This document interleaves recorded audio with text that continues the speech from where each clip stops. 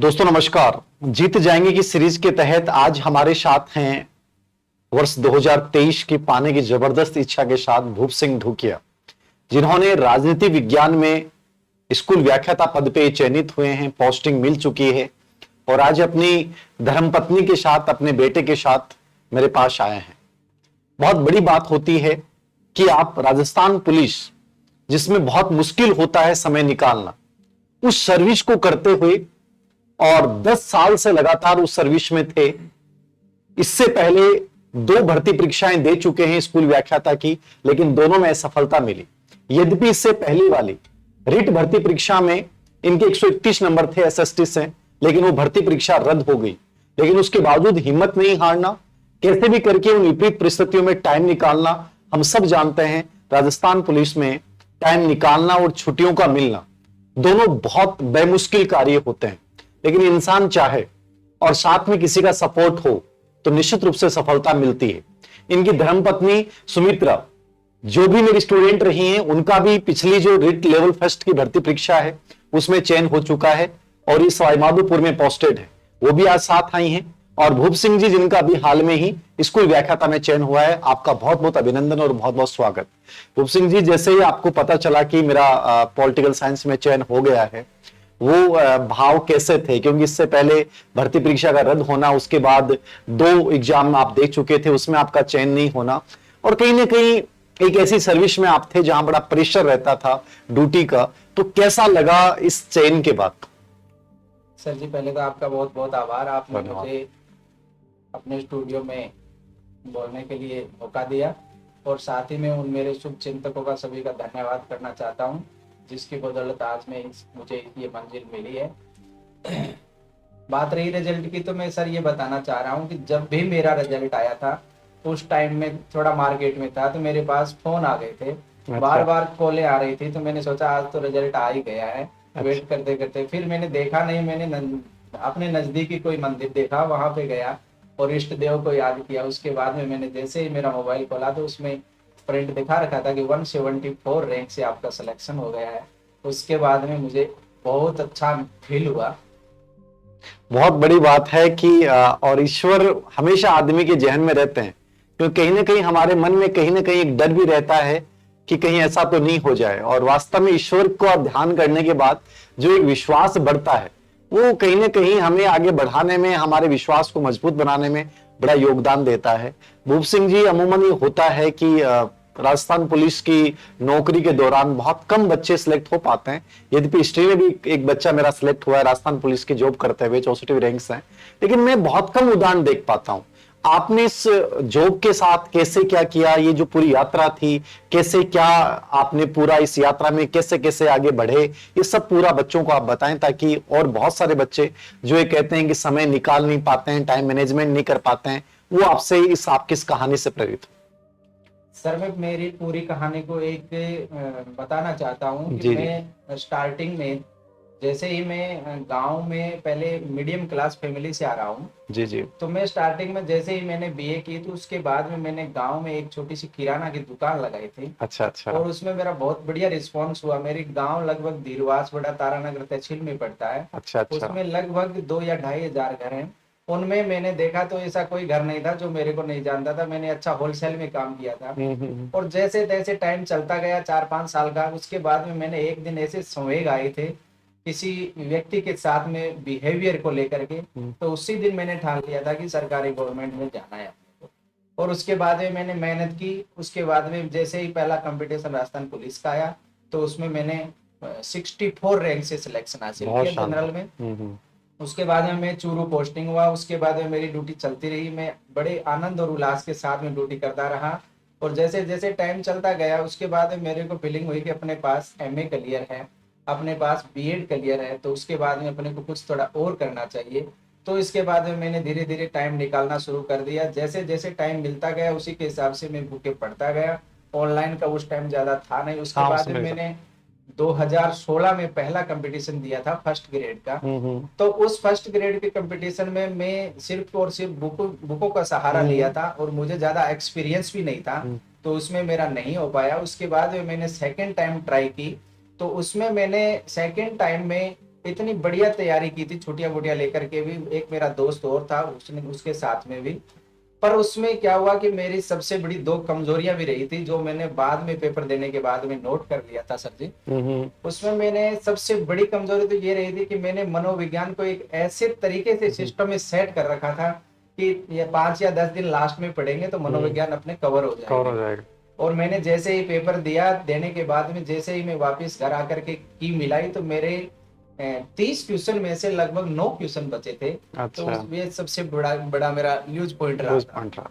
और उसमें मैंने आपकी बुक लेके गया था, मैं अवनी की फर्स्ट ग्रेड के लिए स्पेशल निकाल रखी थी। और मैंने मेरे हम उम्र के जो भी युवा हैं, उसी तरह मैं भी उसी रास्ते पे चला था। 3 या 4 पेज आपकी बुक के पढ़े थे, उसके बाद में मैंने बुक को क्लोज कर दिया। वो इतनी टफ बुक है, इसमें से क्वेश्चन अपने को सेट नहीं होंगे। उसके बाद में मैंने दूसरा मेरा लूज पॉइंट फर्स्ट उस 2020 वाली वैकेंसी में मैंने देखा, टेस्ट सीरीज को मैंने एक भी नहीं किया था। अच्छा अच्छा। मैं चूरू आया था मार्केट में, और मैंने आने के बाद में मैंने एक मॉडल लेके भी गया था, और उसका सिर्फ और सिर्फ मैंने एक ही क्वेश्चन वो मॉडल पेपर हल किया था। तो मैंने उस मॉडल पेपर में से देखे थे, सब्जेक्ट के लगभग 120 क्वेश्चन आते हैं, उसमें से 54 क्वेश्चन 20 मॉडल पेपर में से आ रखे थे। ओहो। और हमें पास मार्किंग के लिए पेपर हार्ड बना हुआ था, सही 60 बात। क्वेश्चन की ही जरूरत थी, पर वो भी नहीं हो पाया। फिर मैंने हिम्मत नहीं आ रही, और मैंने ये सोचा जो हो रहा है वो अच्छे के लिए ही हो रहा है।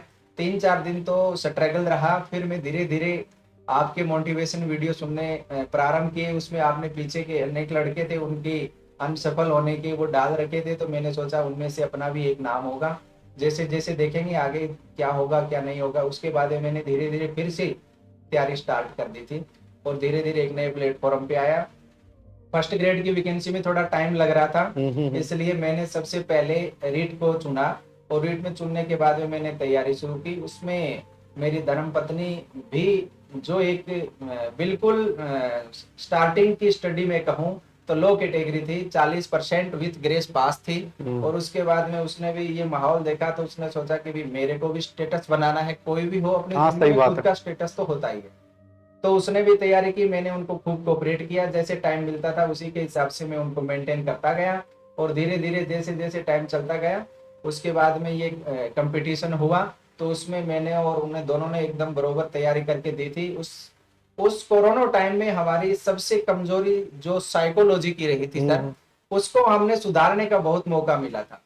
ये कुछ एक कहते हैं ना कि भी कोरोना टाइम में कॉमेडी देखो ये देखो, तो हमने सिर्फ और सिर्फ आपका ऐप ले लिया था। अच्छा और अच्छा। वो ऐप लेने के बाद में सिर्फ और सिर्फ उसी पर फोकस रखा कि अपने को आज अधिवेशन अधिगम का टॉपिक करना है, आज अपने को अभिप्रेरणा का टॉपिक करना है। और उसी हिसाब से हम धीरे धीरे आपकी बुक भी पढ़े, और साथ में टेस्ट सीरीज वो भी ज्वाइन की, और उसके साथ में धीरे धीरे मार्क चलता रहा। बहुत बढ़िया। जैसे ही एग्जाम हुआ, एग्जाम होने के बाद में मेरे मैडम के 131 क्वेश्चन आए थे, और सेम पोजीशन पे मेरा था।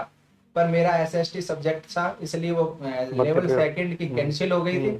इसलिए वो फिर मैंने सोचा चलो ठीक है, जो भी हो रहा है उसी के लिए हो रहा है। बहुत बढ़िया। जिंदगी में कुछ चीजें अच्छे के लिए होती हैं, कई बार आप बड़े निराश हो जाते हैं कि सर भर्ती रद्द हो गई, और मैं तो कहता हूं कहीं ना कहीं इनके लिए पॉजिटिव रहा। यदि क्या पता लग जाते तो आज स्कूल व्याख्याता में चयन नहीं होता। धर्मपत्नी का चयन हो चुका था, एक प्रेशर भी आता है, लेकिन एक पॉजिटिविटी भी आती है कि कहीं उसका चयन हो गया है, अब हम भी कर लेंगे। तो ये कभी भी कोई भी परिस्थितियां आए, कोई भी मुश्किलें आए, तो इनको इस रूप में कभी मत लो कि बस हार के बैठ गए, लाइफ में सब कुछ खत्म हो गया। शंका संदेह से, अनिश्चितता से हम भर के ऐसा लगता है कि जिंदगी में कुछ बचा ही नहीं है। इनसे निकलना बहुत जरूरी होता है, और ये निकले नहीं, इन्होंने अपने आप को साबित किया, और बहुत अच्छी रैंक के साथ आज स्कूल व्याख्याता में चयनित हैं, और बहुत नजदीक में अपने होम डिस्ट्रिक्ट में आज इनको पोस्टिंग मिली है। सबसे बड़ी चीज ये होती है, टाइम मैनेजमेंट को लेकर बहुत सारे बच्चे प्रश्न पूछते हैं कि आप तो राजस्थान पुलिस की नौकरी में थे, बहुत सारी हाउस वाइफ होती हैं, वो कहती हैं सर घर के काम के साथ टाइम कैसे निकालें। तो टाइम मैनेजमेंट के लिए आपने क्या किया, कितना टाइम आपने इस नौकरी के दौरान निकाला, और कैसे कैसे स्टडी की, थोड़ा सा वो भी बच्चों को बता दें। सर मैं यही बताना चाहूंगा कि टाइम मेंटेन को लेकर के मैंने ड्यूटी लगभग जिला हेडक्वार्टर पे ही दी है। और उसमें मैंने जैसे जैसे टाइम मिला उसी के हिसाब से मैंने लगभग नाइट की शिफ्ट को चुना। मेरी ड्यूटी आती थी उसमें लगभग शाम को 8 से लेकर के 2 या 3 बजे तक मेरी कंटिन्यू ड्यूटी रहती थी। ठीक है। उस टाइम में मेरे को खासा अच्छा टाइम मिल जाता था पढ़ने में। और पढ़ने के बाद में मैं सुबह लेट तक उठता था। ठीक उसके है। बाद में जैसे ही मैं सुबह फ्री होता था उसके बाद में 3-4 घंटे में दिन में निकाल लेता था। बाकी बहुत ज्यादातर मेरी तैयारी रही वो लगभग शाम को 8 बजे से लेकर के 2 बजे तक कंटिन्यू रही। बहुत बढ़िया है। टाइम मैनेजमेंट कैसे भी किया जा सकता है, जैसा आपके सामने परिस्थिति है। आप लेट नाइट पढ़ सकते हैं, अर्ली मॉर्निंग पढ़ सकते हैं। बस वही है कि हमें कहीं ना कहीं अपने खुद के बहानों से बचना पड़ेगा, खुद पे विश्वास करने के साथ आगे बढ़ना पड़ेगा। और 7 से 8 घंटे का ऐसा होता है कि मैं मानता हूं कि आदमी दुनिया के किसी बड़े से बड़े कंपटीशन को क्रैक कर सकता है। इस सफलता में बहुत सारे लोग हमारे सारथी होते हैं, बहुत सारे लोगों का प्रत्यक्ष अप्रत्यक्ष योगदान होता है। और आपको भी ऐसा लगा होगा, कई बार जिंदगी में डिप्रेशन भी आया होगा, तनाव भी आया होगा। कैसे अपने आप को हैंडल किया, किन लोगों का कैसे क्या योगदान रहा इस प्रक्रिया में? सर मैं ये तो मानता हूँ कि प्रत्यक्ष का सफलता के में योगदान रहता ही रहता है, पर मेरा ये खुद का साइकोलॉजी ये रही है कि प्रत्यक्ष से ज्यादा अप्रत्यक्ष कुछ चीजें होती है ना, उनके लिए सबसे बड़ा बिंदु होता है। जी जी। ये मैंने डिपार्टमेंटली देखा है। मेरे साथ में स्पोर्ट करने वाले बहुत से थे, इनमें मैं किन किन का नाम लूं। बाकी विशेष तौर से जैसे मेरे साथी नरेश जी कड़वासरा और मेरे साथी त्रिलोक जी, कृष्ण जी और नरेंद्र जी और बाकी मेरे हवलदार मेजर जी, सभी का सपोर्ट रहा है इस चीज में। और बाकी हमारे सर का भी रहा जिन्होंने टाइम टाइम पे छुट्टियां देते रहे। एसपी और एडिशनल एसपी का बहुत भी मैं जरूरी होता आभार व्यक्त करना चाहूंगा।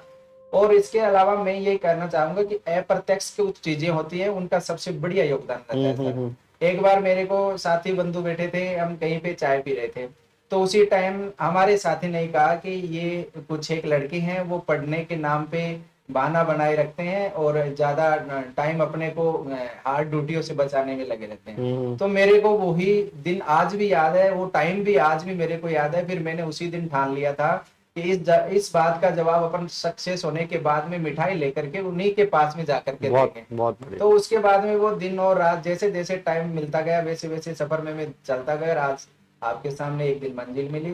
बहुत बड़ी चीज होती है जिंदगी में, बहुत सारी चीजों का जवाब आपको मौखिक रूप से नहीं देना होता है, अप्रत्यक्ष रूप से केवल अपने अंदर फील करो। और जब वक्त आए तो उन चीजों का जवाब दो। और वक्त जवाब देने का तरीका याद रखना, एकमात्र आपके पास यही होता है, उन चुनौतियों को स्वीकार करना और सक्सेस के माध्यम से जवाब देना। आपने जैसा मुझे बताया कि जिस दिन आपकी धर्मपत्नी का सिलेक्शन हो गया था और सवाईमाधोपुर उनको पोस्टिंग मिली, तो वो जा रही थी, तो उन्होंने आपको के लिए बात बोली कि बेटा छोटा सा था, कि आप अपनी तैयारी पे ध्यान दें, हम कैसे भी करके एडजस्ट कर लेंगे, हम रह लेंगे। सब चीजें उन्होंने अपने लेवल पे की। बहुत बड़ा योगदान होता है मुझे लगता है ऐसे रिश्तों का, कि जिंदगी में मैंने बहुत सारी लड़कियों को और बहुत सारे लोगों को देखा है, लड़के भी जिसमें शामिल हैं, कि कोई सपोर्ट नहीं करता है परिस्थितियों में। बट आपके साथ आपकी धर्मपत्नी का एक बड़ा योगदान रहा है कि उन्होंने आपको स्वतंत्रता पूर्वक ये कहा कि मैं हर चीज अपने लेवल पे कर लूंगी, बस आप तो अपनी तैयारी पे ध्यान दें। तो जिंदगी में ऐसे रिश्तों का मुझे लगता है कि होना बहुत जरूरी होता है, जो आपको हर कदम पे आपको बहुत आगे बढ़ाने में योगदान देते हैं, आपको सपोर्ट करते हैं और आपके आधे तनाव को तो वो यूं ही समाप्त कर देते हैं। तो आज के इस दौर में बहुत सारे बच्चे बड़ी जल्दी तनाव में आ जाते हैं, डिप्रेशन में आ जाते हैं। आप क्या कहेंगे सफलता के अंतिम मैसेज के रूप में, कि कैसे क्या करना चाहिए ताकि बड़ा स्ट्रगल होते हुए भी आप जिंदगी में सक्सेसफुल बन जाए? सर आपने फैमिली की बात कही तो मैं उस पर 1 मिनट बताना चाहता हूँ कि मेरी फैमिली मिडिल क्लास रही है। मेरे मम्मी और पापा और बड़े भैया उसने तो इतना सपोर्ट किया था कि वो जैसे ही मैं घर पे कॉल करता था शाम को, उनको 10-20 मिनट बातें कर लेते हैं, तो भाई साहब होते थे, मैं सबसे पहले यही पूछता था कि मेरे राकेश घर पे है क्या? तो वो कहते थे हैं। तो मैंने 1 या 2 मिनट से ज्यादा कभी बात नहीं की, क्योंकि वो कह देते थे कि उनको पढ़ने दो, बात तो बाद में ही कर लेंगे, स्पेशल छुट्टियां दिला करके उनको बुला लूंगा 10-5 दिन के लिए, फिर बातें करना। और बाकी बात रही धर्म पत्नी की सक्सेसफुल होने की, तो उसके बाद में मुझे आज भी वो दिन याद है सर जी। मैं सिर्फ और सिर्फ एक दिन उनकी काउंसलिंग करवाने के लिए सवाई माधोपुर गया था। उसके बाद में जैसे उनकी जून में 24 जून को स्कूल ओपनिंग हुई थी, तो उस टाइम में उनको सिर्फ और सिर्फ सीकर रेलवे स्टेशन तक छोड़ने के लिए आया था। बाकी उनका घर गृहस्थी का जितना भी सामान था वो सभी मैंने पैक करके उनकी ट्रेन में रखा। और उसके साथ में एक मेरा नमूना 4-5 साल का बेटा था, वो गया। वो सबसे ज्यादा हमें मोटिवेट करने में योगदान रहता था। एक 4-5 साल का लड़का वही कहता है कि पापा आप तो जाओ पढ़ो और बाकी हम बात कर लेंगे, देख लेंगे, कोई दिक्कत नहीं है, पहुंचते ही फोन कर देंगे। तो मुझे उसी दिन मैं ट्रेन में गया था, थोड़ा सा यूं मायूस जरूर था, पर मेरे सामने टारगेट उसने फिक्स करके दे दिया था कि आप तो पढ़ो। तो उसके बाद में मैंने अच्छी जी जान से तैयारी की और जैसे एग्जाम हुआ तो मुझे आज खासा अच्छा महफिल मुझे महसूस हुआ कि अपना लगभग श्योर हो जाएगा। बहुत एक हाँ। सबसे बड़ी ये दिक्कत होती है, जैसे अपन कोई भी कंपटीशन की तैयारी करते हैं और जैसे एग्जाम की पहली नाइट होती है, तो वो बड़ी अलग ही फीलिंग वाली हाँ, वो होती तो है। होती। पर मैं आपके इस प्लेटफॉर्म के माध्यम से कहना चाहता हूँ कि जिस दिन मेरा एग्जाम होना था, उस टाइम मैंने 8 घंटे सो करके देखा है। अगर मुझे आज भी कह दे तो भी मुझे 8 घंटे नींद नहीं आ सकती थी। पता नहीं वो कैसे क्या सिस्टम था कि अब मेरे को पूरा पूरा कॉन्फिडेंस आ गया था कि सिलेक्शन में तेरा हो जाए। बहुत बड़ी चीज है, और ये विश्वास हो जाना ही चयन की सबसे बड़ी घड़ी होती है। याद रखना कि लाइफ में एग्जाम से जस्ट पहले तनाव या संदेह को अपने मन से निकाल दें। याद रखना, क्योंकि यदि डर या तनाव या संदेह अपने ऊपर है तो फिर बहुत मुश्किल हो जाता है। याद रखना, तो मस्त रहें, अपनी तैयारी को आराम से करें। जब इन्होंने नौकरी के साथ ये सब चीजें की तो मैं सोचता हूं कि आप भी कर सकते हैं। खैर, सपोर्ट के लिए इनको सपोर्ट मिला है अपने पूरे परिवार का। बहुत सारे बच्चों को सपोर्ट नहीं मिल पाता है, लेकिन नौकरी के साथ पढ़ना, टाइम मैनेजमेंट करना एक बहुत मुश्किल दौर होता है। लेकिन फिर भी आपने सब किया है। टेस्ट सीरीज वगैरह, साइकोलॉजी और कोर्स वगैरह सबका योगदान रहा है। आपने सेकंड ग्रेड एसएसटी से प्रिपरेशन की थी और उन्हीं की चारों किताबों को आपने बहुत अच्छे से रीड किया है। लोक प्रशासन, दर्शन शास्त्र, हिस्ट्री और टीचिंग मेथड। बहुत सारी चीजें होती है संघर्ष में। अंतिम रूप से भूप सिंह जी, मेरा आपको प्रश्न रहेगा, क्या कहना चाहेंगे आज के प्रतियोगी दौर के बच्चे के लिए जो फिलहाल पॉलिटिकल साइंस में प्रिपरेशन कर रहा है या वो जॉब के साथ तैयारी करना चाहता है? अंतिम रूप से क्या मैसेज देंगे आप बच्चे को कि वो कैसे और क्या पढ़ें ताकि वो आपकी तरह उनका भी चयन? मैं मेरे साथी बंधुओं से यही कहना चाहूंगा कि जो भी आपने टारगेट फिक्स कर रखा है, उसमें अपना पूरा का पूरा ताकत झोंक दे। ऐसी कोई भी चीज नहीं है, चाहे अपन सेकंड ग्रेड हो, फर्स्ट ग्रेड हो या फिर थर्ड ग्रेड हो, सभी बराबर होती हैं। टारगेट एक होने के बाद में अपने जो मार्केटिंग लाइन में अलग अलग होती है ना, जैसे मीडिया है या फिर रिलेशनशिप है या फिर और पारिवारिक चीजें हैं, उनको एक बार थोड़ा सा क्लोज करने के बाद में उसमें अपन 100% फोकस लगा देते हैं, तो सफलता धीरे धीरे आप अपने आप को, खुद को ये फीलिंग होने लग जाएगा कि अपने नजदीक आती जा रही है। और यही मेरे साथ हुआ था। मैंने सबसे पहले पॉलिटिकल में आपके ही चैनल से, हमारे गुरुजी रहे हैं बेनीवाल जी सर, उनका मैं बहुत बहुत धन्यवाद अर्पित करना चाहूंगा, और आपका भी उनके साथ में, क्योंकि आप ही उन महान शख्स को पहली बार मेरे को, जैसे ऑनलाइन दर्शन हुए थे या उनके बारे में मेरे को डिटेल मिली थी, वो आप ही के चैनल से मिली थी। मैंने उसको 3 या 4 बार उस वीडियो को सुना था कि सर क्या कह रहे हैं, क्या नहीं कहना चाहते हैं। उसके बाद में मैंने धीरे धीरे उनसे संपर्क किया और उनके ऑनलाइन कोर्स लिए, उसी के साथ में मैं चलता रहा। सर ने एक बात हमें कही थी कि सिलेक्शन उसी का होता है जो फर्स्ट पेपर और सेकंड पेपर और प्लस में साइकोलॉजी, तीनों में बरोबर लेकर के चलता है। अगर सब्जेक्ट एक मजबूत है तो 100% मैं कहता हूं कि वो फेल होता है, और वही साबित भी हुई इस परीक्षा में। कुछ एक मेरे साथी बंधुओं के साथ में मैंने देखा है। तो मैंने उसी चीज को मैच्योर बनाने के लिए, सबसे बड़ी मेरी कमजोरी रही थी साइकोलॉजी की, तो उसमें मैंने विशेष फोकस किया। आपके द्वारा निकाली गई अवनी पब्लिकेशन की ऑब्जेक्टिव प्लस थ्योरी प्लस में मैंने आपका ऑनलाइन प्लेटफॉर्म लिया था और रीड में उसको इतना अच्छा कर लिया था कि मुझे पूरा पूरा कॉन्फिडेंस आने लगा था कि अब अपनी साइकोलॉजी वाली समस्या है वो उसका सोल्व हो जाएगा। तभी मैंने सबसे पहले साइकोलॉजी में अच्छे तरीके से सबसे पहले टैकल किया था, और उसमें मैंने लगभग 19 क्वेश्चन आए थे हमारे, उनमें से मेरे 16 क्वेश्चन आज भी करेक्ट राइट हुए थे। तो मेरे को ये लगा कि भाई अपनी सबसे बड़ी कमजोरी थी, जो पिछली बार मैंने 30 में से 9 क्वेश्चन आए थे, उसको अपन ने निजात पा लिया। उसके बाद में मैंने कंटिन्यू टेस्ट सीरीज से जुड़ा रहा और एक अच्छा मुकाम मिला। बहुत शानदार भूप सिंह जी, आपने बहुत शानदार बात बताई कि बैलेंस बहुत जरूरी है। फर्स्ट पेपर में भी बहुत अच्छा करें, सब्जेक्ट में बहुत अच्छा करें और साइकोलॉजी में बहुत अच्छा करें। तीनों में भी कोऑर्डिनेशन आपका गजब का है, तीनों को आपने बहुत अच्छे से प्रिपेयर कर लिया है, तो मुझे लगता नहीं कि फिर कहीं प्रॉब्लम आएगी। मैं इंटरव्यू के अंत में इनकी धर्मपत्नी को भी आमंत्रित करूंगा कि वो भी आए ताकि आप देख सकें कि इनका भी बड़ा योगदान रहा है। तो आप भी आ जाएं। इनकी धर्मपत्नी हमारे साथ हैं, सुमित्रा, जो मेरी स्टूडेंट रही हैं, पहले इनसे चयनित हो चुकी हैं। वो भी 10 सेकंड आपसे कुछ बोलना चाहती हैं सभी से। बताएं सुमित्रा। सबसे पहले सर आपका धन्यवाद बोलना चाहूंगी, क्योंकि आज आपके कारण ही हम यहाँ पे खड़े हैं। बहुत मतलब कई बार होता है ना, बोलना बड़ा मुश्किल होता है और काफी भावुक हैं। और स्वाइमाधोपुर पोस्टिंग हुई है। बहुत बहुत धन्यवाद सुमित्रा आपको कि आपने अपने पतिदेव को इतना सपोर्ट किया है। आप हमारी पहले से स्टूडेंट रही हैं। सर आपकी और मेरे पतिदेव की वजह से ही मैं आज यहाँ पे खड़ी हूँ। बहुत बड़ी चीज है, बहुत बड़ी। मेरी सक्सेस पीछे इनका बहुत बड़ा हाथ है। बहुत जरूरी होता है ऐसे रिश्तों का होना लाइफ में। सर जी मैं लास्ट में यही कहना चाहूंगा कि मेरे साथी गणों से कि अपन जिस भी टारगेट को लेके चलते हैं उन पे 100% लगाएं और जैसे जैसे अपने मीडिया हैं उनका ज्यादा प्रयोग न करते हुए एक सीमित मात्रा में ये मैं नहीं कहना चाहता कि बिल्कुल भी यूज न लें, यूज जरूर करें, पर बाकी उनका भी टाइम होता है। जैसे मैं शाम को 11 या 12 बजे के बाद ही ये अपने को मोबाइल डेंगल करता था, बाकी मैं नहीं देखता था बीच बीच में। बहुत बढ़िया। और सबसे बढ़िया में मैं यही कहना चाहूंगा कि अपने जो भी तैयारी करने वाले मेरे साथी बंधु हैं वो अपने नजदीकी भाई बहन या फिर अपने मोटिवेशन जैसे सर हैं उनसे थोड़ा संपर्क करके अपने ये एक प्लेटफॉर्म देखना है कि वे किसकी तैयारी कर रहे हैं और उसमें कितना कितना टाइम देना है। और लास्ट में मैं ये एक ही कहना चाहूंगा कि वार एक ही सही पर भरपूर होना चाहिए। हम जीत जाएंगे थीम पे धीरे धीरे आगे बढ़ते हुए। और मैं अपनी वाणी को यहीं पे विराम दूंगा। बहुत बहुत धन्यवाद, आपने मुझे आमंत्रित किया और आपने अपना कीमती समय दिया। दोनों को बहुत बहुत शुभकामनाएं, दोनों पति पत्नी को। हम चाहते हैं कि जिंदगी में ऐसी जोड़ियां खूब सारी अवनी एजुकेशन मंच पे आए।